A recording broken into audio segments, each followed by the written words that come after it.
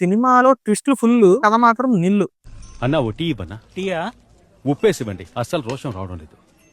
ఈ సినిమానే భరించలేకపోయానురా బాబో అనుకుంటే, పోస్ట్ క్రెడిట్ సీన్ లో railway colony review. First of all ఈ మూవీ డైరెక్టర్ నేమ్ వచ్చేసి డాక్టర్ అనిల్ విశ్వనాథ్ అండి. సో ఈయన పొలిమేర 1, 2 తీశారు. మూవీ ఎలా ఉంది అంటే నాకు అసలు నచ్చలేదు.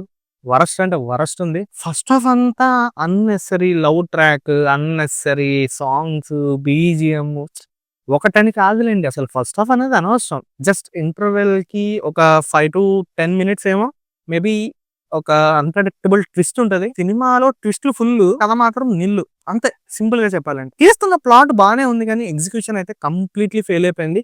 1% అంటే 1% కూడా సక్సెస్ అవ్వలేదు. దెయ్యం అంటారు, హారర్ అంటారు, కనిపిస్తది అంటారు, సడన్ గా మాయమైపోతది, మళ్ళీ కనిపించదు.